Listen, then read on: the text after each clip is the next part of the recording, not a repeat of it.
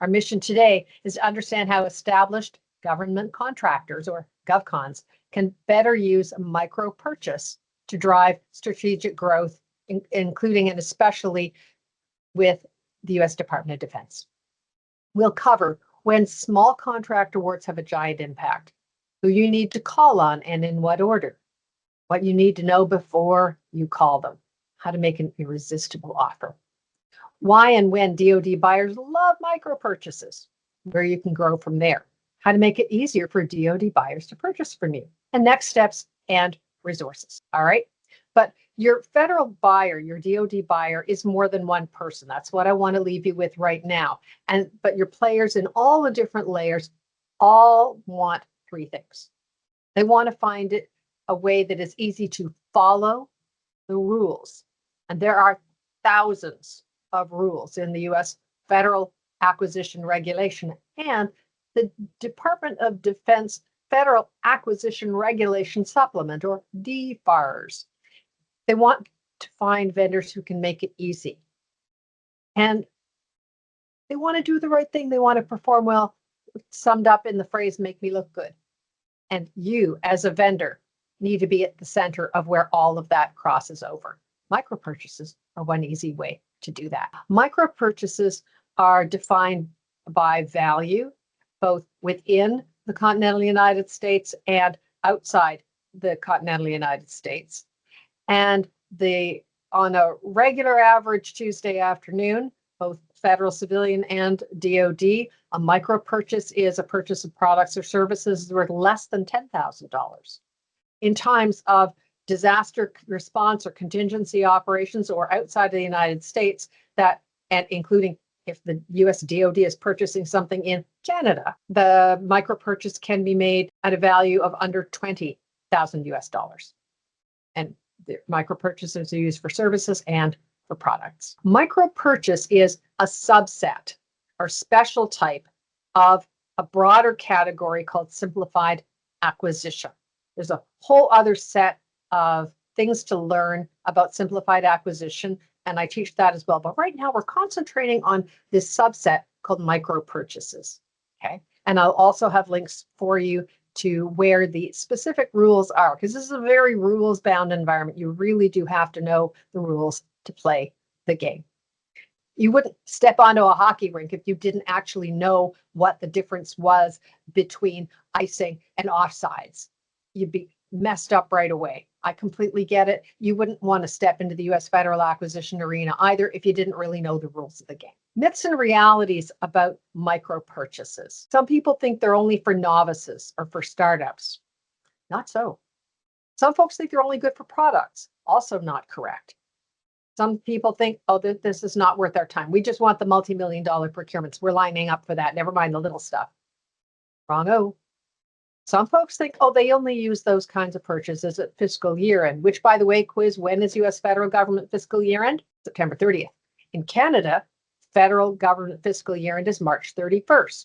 Trivial fact, in state and local, in 46 of 50 states, fiscal year end is June 30th.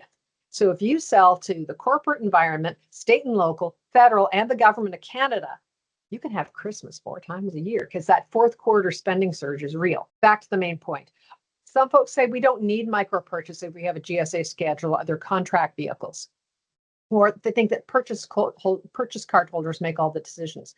None of these things is true. Most important myth I want to bust for you is that micro purchases just aren't really very important to focus on. Micro purchases account for $13.2 billion in spending and 17 million transactions. That is a lot of money, no matter what way you cut it. And so, but why would it matter to you as a Canadian company? Big reality for Canadian companies. The Buy American Act in any form does not apply to purchases worth less than $10,000. And the whole complex set of preference programs for American small businesses also does not apply to purchases worth less than $10,000. So if you are concerned about or have been aware of or feel you've been sidelined by these barriers, under $10,000 is a great and a safe place to play, to get started, and to build trust. So it is really a power tool for Canadian companies who are seeking to build trust, make friends, gain experience, and past performance breeds future wins. I want to say it again. Past performance breeds future wins. If you've done a $2,500 lunch and learn for the United States Marine Corps, you've been a prime contractor with the United States Marine Corps. Oh, good. It's super powerful. And these small contracts mean that you've got a track record, and it makes it easy for somebody to want to do more with you. Because no matter how bright the smile, no matter how firm the handshake, no matter how prodigious your corporate or Canadian track record might be, if your DoD buyer has never heard of you, when you walk through the door, all they see is a great big ball of risk. So micro purchases, those initial small contracts, give someone an opportunity to give you a chance. The thing to keep in mind is that Buy American, the mindset, can trump the Buy American rules and regulations any day. So you cannot know by listening to someone or looking at them where their headspace is. You need to start with a fresh page and build trust with each individual buyer, with your players at each individual layer every time.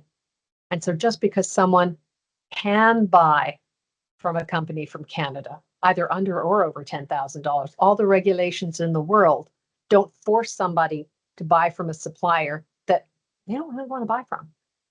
The reality is that thousands of lines of rules usually mean that it's possible for a US DoD buyer to choose the vendor that they want and have a way to legally and safely and legitimately do business with them.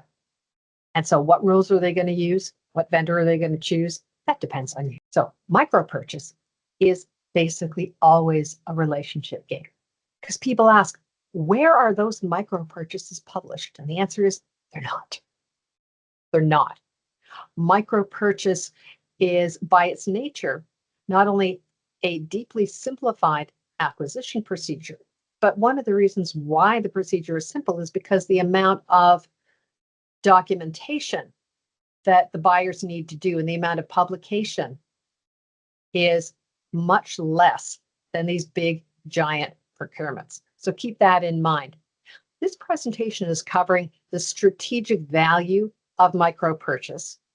I have a different presentation, and I can give you the link to that. It has the really ooey gooey nuts and bolts of regulations. But I think that what you're really looking for here and what I'm focusing on is the strategic value of being able to understand micro purchase and how it's a relationship building tool. Sound good? Hope so. And again, put your comments and questions in the chat. Micro purchase is an essential strategy element for every established government contractor, every established company that wants to do business with DoD.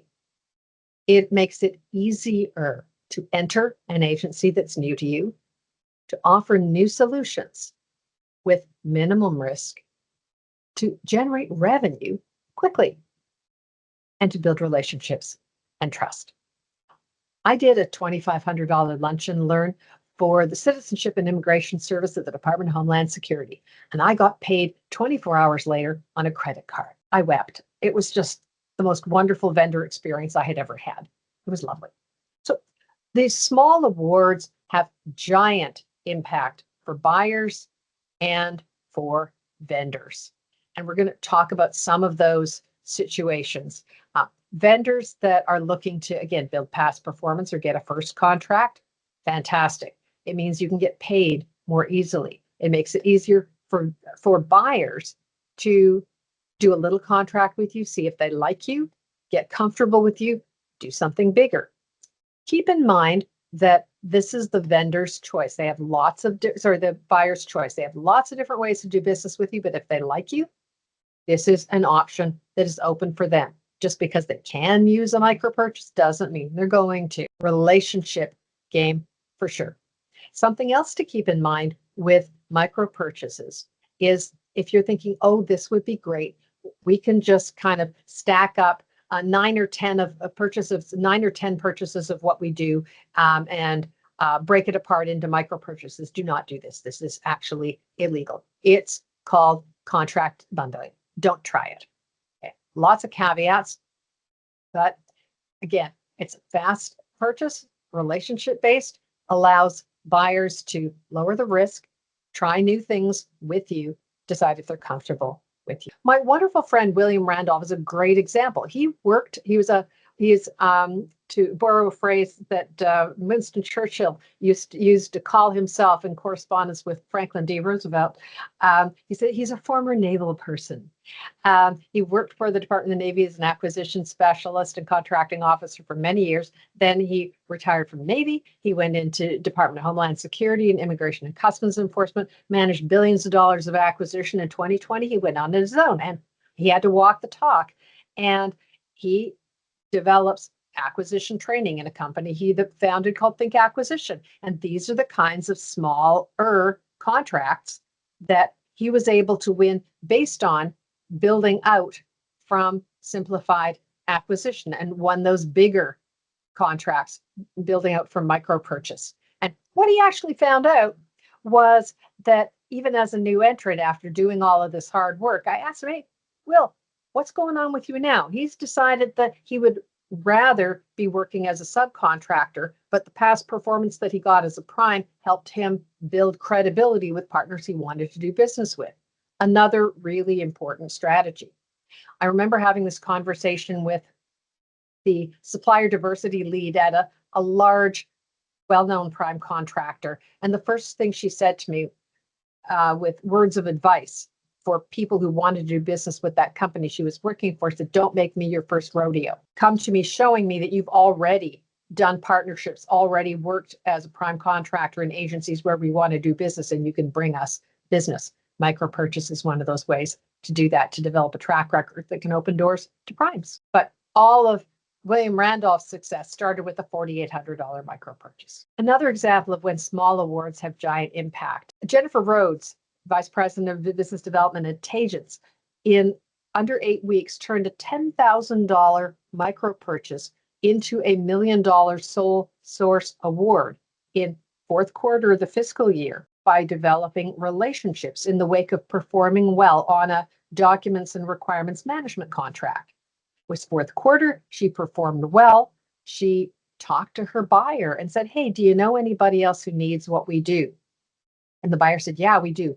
Let us introduce you. It's fiscal year end, they've got money, and they've got a compliance requirement that you can help with. And by the time September 30th rolled around, they had a $1 million contract award in their hands. This QR code links you to a blog post where the details of the story are there for you to read. Why it is that DoD buyers love micro purchases. Here are some of the reasons why they like them. Low dollar purchases mean that they can try out new ideas and solutions. They can make decisions quickly. So, for example, if those of you have heard about a GSA schedule, GSA schedules, if the buyer has a requirement, they can post the requirement on eBuy. They still have to wait 14 days. Micro purchase, you don't have to make contract notice publications, and they can pay you this afternoon on a credit card. What do you have besides up to $9,999 in your bank account? You have past performance. So high speed, low risk. So I want you to start thinking about what problems could you solve for less than $10,000? Think about it, because I'm going to ask you to put it in the chat. Think about what you do, the product you have, the expertise you have, the service that you have. I want you to think about that. But not in terms, we have this thing, who wants it? Now I want you to think about, what problem do you solve? And for what buyer, or what kind of buyer, or in what kind of situation in the U.S. Department of Defense? What problem are you solving for that? It may be that you offer a product or service that costs a lot more than that. There's still ways to get started. Remember, I said that your buyer is more than one person. Layers and layers, layers at 5 layers. I promised I would tell you who you need to call and in what order. First place to start is the end user. Now, this for me is a broad bucket that can include everybody from the warrior at the pointy end of the stick, in the other side of the pointy end of the stick in the battle space. It can include the tier 1 help desk person. It can include the program manager. It can include the facility supervisor. It can include the drone operator. The people who are stuck at the end of the day with the consequences of choosing you. That's a huge layer. And people think, well, where do I find end users? Lots of different options to do that. One that may surprise you, LinkedIn, LinkedIn, LinkedIn. Not every federal agency publishes a directory of all their personnel, but over 2.5 million current federal employees, including active military, have profiles on LinkedIn. LinkedIn is not just a platform for staffing and job hunters. LinkedIn is a place where vendors and buyers meet each other and mix it up in the federal arena, including DoD and their contractors. So if you're not using LinkedIn as a marketing tool and a place to do market research and to really get to understand the individual federal humans who are buying what you do, you better believe your competition is. The free version of LinkedIn is perfectly adequate to do this. I don't pay money for LinkedIn, and I get lots and lots of use out of it. So, topic for another day. How do you navigate LinkedIn to go find end users? If we have a little time at the end, I may be able to answer that for you. But end users, the first one, they speak your language. It's not just Canadian companies, but companies all around the world that do business with government that were founded by passionate, skilled, deep subject matter experts. And usually deep subject matter experts have a very deep allergy to anything that even smacks of sales. But you have to remember that if you're not willing to make the offer, be vulnerable, do the hard work of making the offer, then you don't get the chance to make the difference that your product and service and expertise make. So you have to make the commitment to have those conversations with end users. The good news is you speak end user, you speak technical. What a great place to go in. Once somebody knows that they can tap your products and services and expertise to help solve their problems, that opens the door to a deeper conversation of how do I do that? Federal buyers need stuff, products and services to deliver their missions, and they need legitimate, expedient ways to get stuff. You as a vendor need to help them solve both problems. If you say, hey, I have my stuff, how you buy it is your problem. Nah, you're missing the boat. Go back to follow the rules, make it easy. Help them understand what are some of the rules that could make it easy to try to do your thing, to try to have you engage and help them. Which takes us next to the contracting layer. Most end users do not have signing privileges to spend money. The end users are supported by the contracting layer. And so some end users do have some up to $10,000 worth of purchase card authority. Most of them don't. So they're going to have to be working with or getting sign off from the contracting officer who goes, yep, I can see you're not stacking up 11 things worth $9,000. We get it. This is a legitimate purchase. We're in. Okay. So that's 2 layers. Third layer, have to remember that there are thousands of people in roles called small business specialists across every single federal office and agency, including DoD, buying commands and bases. Their mission is to help companies that meet the definition of small in the Defense Federal Acquisition Regulation Supplement and the Federal Acquisition Regulation Supplement. A company that is based solely in Canada, no matter what size you are, does not meet the FAR Part 19 and DFARS Part 219 definition of small. The small business specialist has inward-facing and outward-facing responsibilities. Facing into the agency, they are there to help the agency meet its goals to award 23% of its contract dollars to companies that meet that definition of small. That excludes you as a company.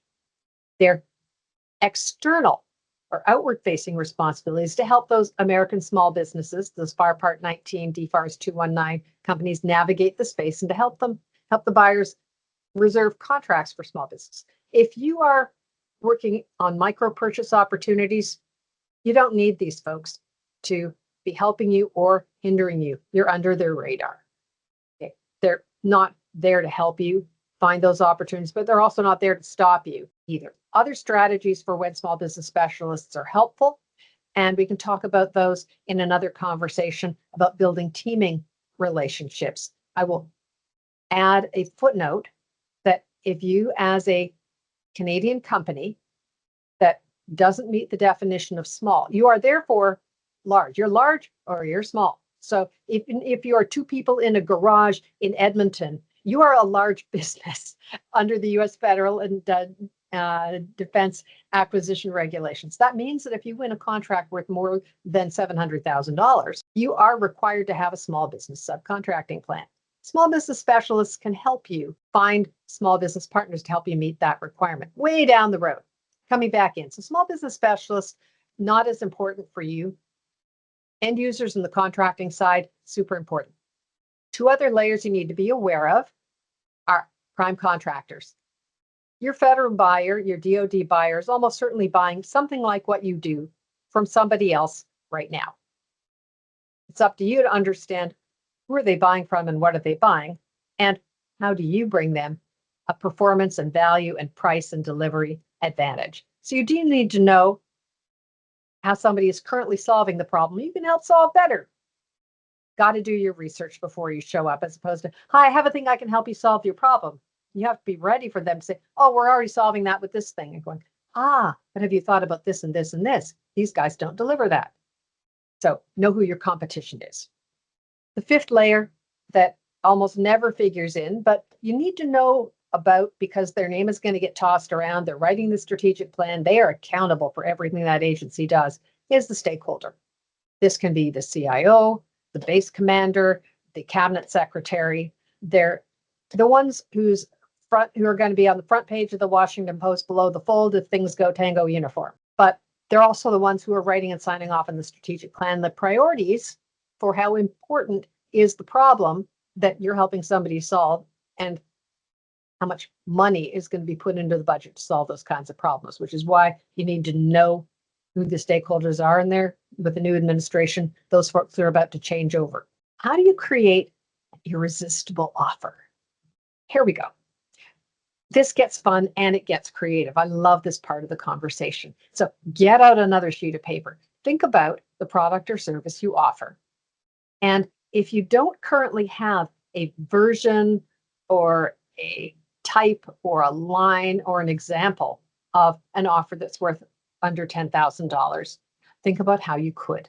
If you have something that multiple users use, how could you put together a small, limited number of users for a trial? You have something that could be set up for demonstration and assessment of results at a single location, even though you could be doing this thing at multiple locations. Could you customize? Is part of what you do to customize an off-the-shelf solution for a specific user or program or operation? Just simply the act of customizing could be a micro offer. I love this. Do you do one-on-one training? Do you do one-on-one training for a particular problem or solution or product, or do you support a well-known brand name product and you do training for them? Again, lunch and learn or video training. Maybe you do on-demand training. Can you offer an evaluation copy of a software or a program or a manual or a procedure? Can you do a field trial or a prototype? Sample order. In services, can you do a situation assessment? Could you offer somebody a webinar to say, here's how to understand if you have certain kinds of problems and what to do about them? Great. They're going to pay you to train them to understand when to call you. How great would that be? Do you do repair of equipment? Can you design a pilot program, which again can be assessed and be the on-ramp to doing something bigger?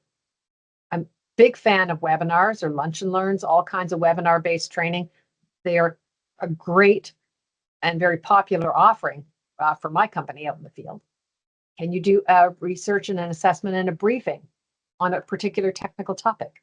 Can you prototype? Do you have an off-the-shelf tool, limited time trial? So I hope this is getting you thinking for different ways that you could make that irresistible offer. You want to have at least 3 ideas in your back pocket, but they're not things that you throw out on the table. They're designed to have your receptors, your creative brain working when you're in conversation with your end users. And you're listening to how they answer the question, what's important to you? Many of you have heard or even been asked the question, what keeps you up at night? And it may sound like a cliche, but it is often the thing we most want to know. If you've ever had a lead magnet or a downloadable paper or a questionnaire on your website, something you can follow up with the people who downloaded that thing or clicked the thing, the question to ask is, hey, I'm calling back from ABC Expertise in Calgary. I'd just like to know, did you find what you were looking for? Did you find what you were looking for? Easy, open-ended question. Or are you still looking? Did you find what you're looking for? Or are you still looking? So what do you need to know before you call them? Critical way to flip over language makes a huge difference. Instead of asking, how can I help you? Say, how I can help you. Use the words in a new order. When you go to your DoD buyer and ask, how can I help you? You're giving them more homework. They already have enough things to do. You want to come in having done research and show them where you fit and that you've already done the homework into not only where they fit into their agency's strategic plan and what are the programs, problems, opportunities, challenges they are tasked with dealing with and how you can help them shine, how working with your company, your product, your service, your expertise gets them across their finish line faster, more effectively, with lower risk, less spend. So how I can help you, I fit here. The good news is that so few federal vendors do that if you do, you stand out already. People will often tell you, do your homework. This is one of the things that homework looks like. How do we grow from there? These tiny contracts, when you go back and get feedback, you can not only be looking at contract renewal. Do they want another one? They can do a couple of repeat purchases. They may be able to buy up to $250,000. Who here would like to have a $250,000 contract? Anybody put me? If you could get a $250,000 contract without a big hairy proposal that is really expensive and takes half a year. Those kinds of simplified acquisitions, one of the places they grow up from is experiences that buyers have in doing micro purchases. So they offer you the chance not only to do some repeat purchases. The micro purchase could be something that's a phase 1 and it grows to other phases. Something could grow out to other locations. And so you're giving somebody a sense of how to envision the future with you. When the requirement of the buyer not only outgrows the $10,000 threshold, but outgrows the $250,000 threshold, the purchase size and the complexity and requirements step up. And so you do have to do your research, and we covered that in one of our earlier sessions on how to do that. So you can see how the people you're doing business with like to buy. In Canada, if you do business with DND or through Public Works, there's something called Master Standing Offer. Something called a General Services Administration Schedule contract is the broad parallel type of contract. It's a hunting license. It's an open jaw contract. Terms and conditions are negotiated and signed, but you still have to go and build relationships and market to win business. So as you look to grow, researching how your federal buyers like to buy is critical. Look and see who uses simplified acquisition to purchase more, to step up. They may use GSA schedule contracts. If you have anything related to IT or engineering or professional services, and you feel that you can be doing something that the United States Navy likes, you're not going to see GSA schedules as much as a different contract vehicle called Seaport NXG. Don't bother talking about GSA schedules to the Navy. If you aren't on Seaport NXG, that's their easy button. So how do you grow from there? You really want to make sure you've researched their easy buttons before you show up for the conversation. I want to introduce to you a new easy button that, in fact, my friend Will Randolph just launched. And so it is the newest way for federal, including DoD buyers, to meet vendors who provide services. This is specifically for services. I want you to type in the chat box, me, if you offer expertise or professional services. We can see this service is called micro-market. Okay. I do not get any commission on that. I'm just telling you about something that has just been launched that a lot of people are just learning about, and now, and that you, as a company based solely in Canada, can tap and access. Think of it, if you're fishing, as just one more set of lines in the water, one more place that people can find you, one more place that you can lead your buyers and say, I'm here, and we're all set up to do business really quickly. And so micro-market is tapping the demand for over $6 billion in spending that the US federal government made in services last year. And so thousands of new and growing small businesses, and that can, in this case, include Canadian companies, because it's under that $10,000 threshold, are seeking access to DoD buyers. This service helps connect the two in an online portal that lets buyers search for opportunities and buyers and vendors to connect and do purchases via purchase card.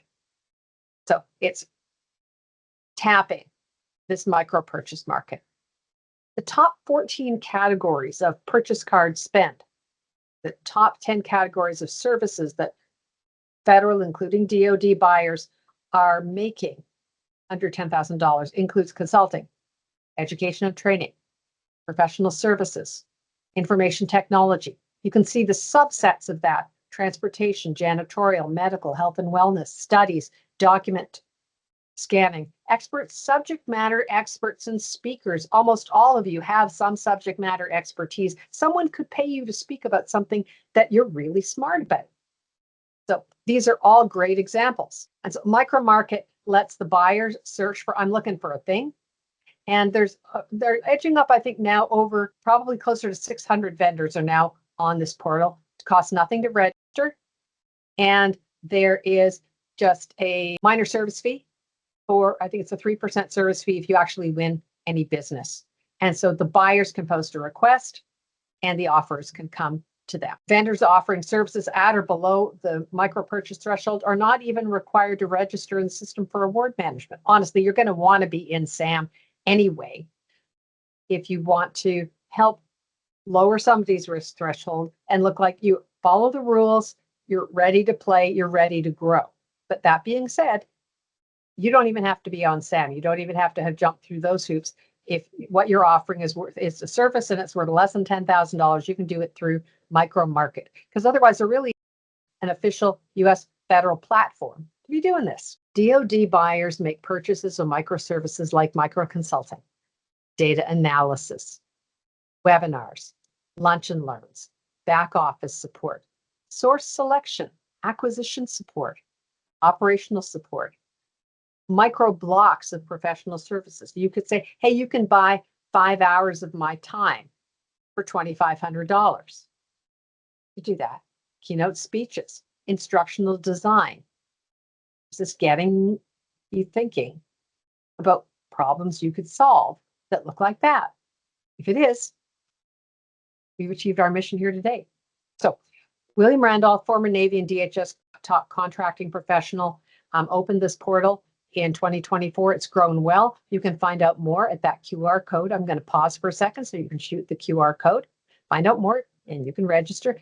His company, he's a service disabled veteran-owned small business, and he's a genuinely nice guy. Connect with him on LinkedIn, tell him I sent you. That first win can be small, but it can feel fantastic. When I'm not doing government contracting, I'm a professional indoor rock climbing instructor. This is me at my home gym and taking somebody up a wall for the first time. I've taught literally over 1,000 people to go up a wall.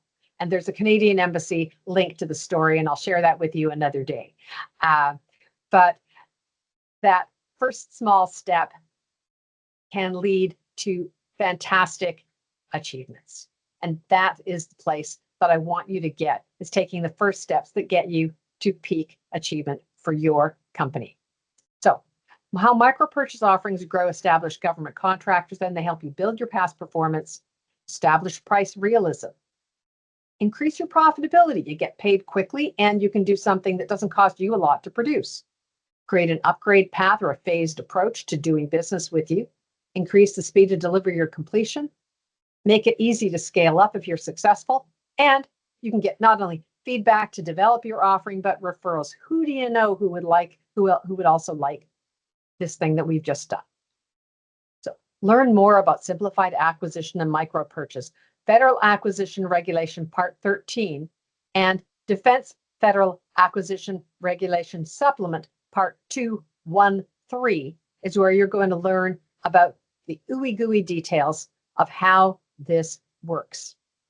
Learn the rules. If you do nothing else, dedicate a half an hour of your life to looking this stuff up so that you can not necessarily understand it all, but ask intelligent questions to show that, again, you tried to do your research and now you'd like to know, how does it work in your shop?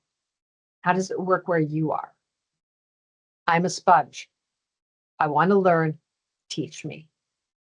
That always opens up great conversations. So the section on Federal Acquisition Regulation Part 13 and DFARS Part 213 cover purchases under $10,000, between $10,000 and $250,000, purchases over $250,000 if they're using those procedures, and even things that are worth up to $750,000 if there is disaster response and contingency operations. To learn more about the players at all 5 layers, I have for you the GovCon Personas Guide. Tells you more about the players at all 5 layers and what to do and say and ask to build relationships with them. This guide is free.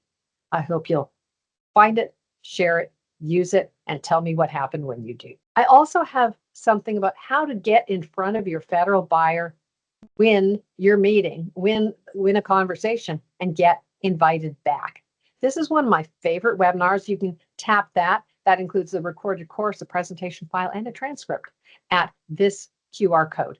It's a hidden gem and one of my favorites because these are different ways to prepare for your meeting and to do that homework to really connect with a buyer who needs what you do and that you know you want to serve. As well, I promised you the link to an on-demand webinar, Simplified Acquisition, Simply Awesome.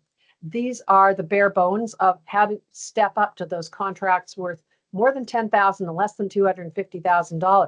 And you're going to want to do that if you want to be eligible for the Canadian Commercial Corporation Services down the road. CCC can help you once you bump up over that $250,000, but the interest that DoD has in working with you, even with those arms around that CCC provides, the great guarantees of performance, they're going to be more interested in you if you've already proven yourself and done some smaller projects. So this is going to help you find that pathway for you to be truly ready for those big contracts CCC can help you bring home.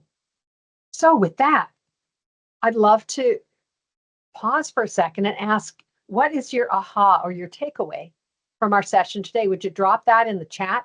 Let me see what questions or what seemed valuable to you. We've got a couple of questions here. Maya said, when you mentioned DoDs, that include NGA, National Geospatial Agency, Navy, Air Force, and the like. Department of Defense is its own thing, and the military services are part of the Department of Defense, but they are separate buying commands. So National Geospatial Agency, I'm not going to make something up and say they are part of DoD. But they are, neither is the National Security Agency, for example. So, but the rules for micro-purchase and simplified acquisition do apply. So Navy and Air Force are military services. They have their own acquisition commands, and they're going to have some of their own acquisition regulation supplements. Rob says, my takeaway is the realization of just how helpful you and your presentations are. Oh, Rob, thank you. EH says, is there a chance for new companies? Yes, absolutely. It is really tough to be a brand new company and say, and my first customer is going to be a DoD. But if you solve a problem that a Department of Defense or Navy or Air Force or Marine Corps buyer has, then if you're willing to invest the time and sweat equity to build those relationships, they could be your first client. It's not out of the question, but Research shows that it takes even American small businesses anywhere from $30,000 to $233,000 in 12 months of time on the road to that first win. Micro purchase, if you're understanding how it works in building relationships, can drastically shorten the amount of time to that first win. Roma says, love it. I've approached it wrong. Micro purchases make so much sense. Thank you, Roma. Maxwell D wanted to know, what's the role name of the person purchasing contracts at these departments? Acquisition specialist. Okay, Maxwell.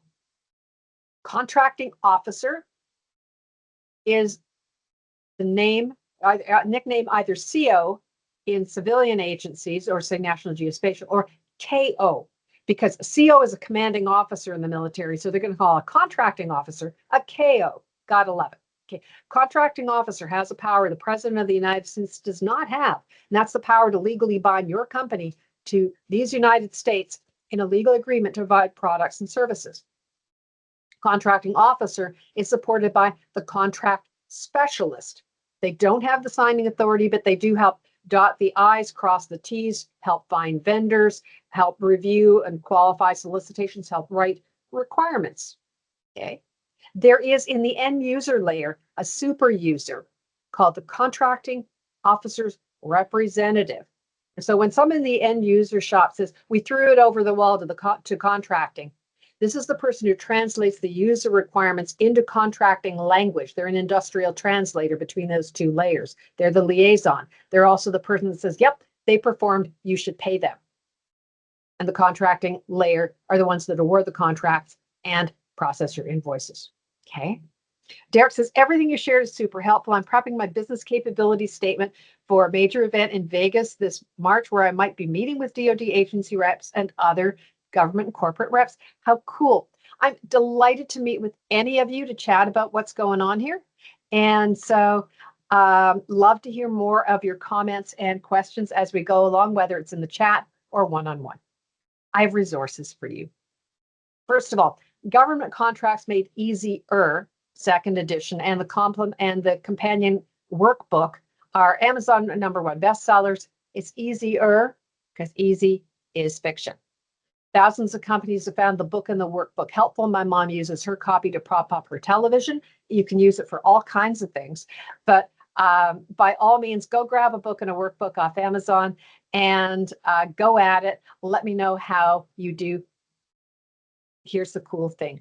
Almost all of the success stories, and there are many, are actually of Canadian companies in this book. So you are there. You're in my heart and in my book. The micro-engagement principle is super powerful. I would love to be talking more about that. Our players at all 5 layers have different goals, different milestones, and get this, different kinds of micro engagements. What I think about informally is catnip, little tiny wins, little things you could be bringing them. They make them think, oh, every time Marcel calls, something amazing happens. I'm going to return Marcel's call. It doesn't take much for people to realize what a win looks like and that they feel like, woohoo, every time Brian calls or every time Michelle emails. So if you are taking the time to not only learn what's important to them, but to be always bringing them something that matters to them, because your goals are aligned with theirs, your effort to help them achieve their goals also takes you to yours, is game changing.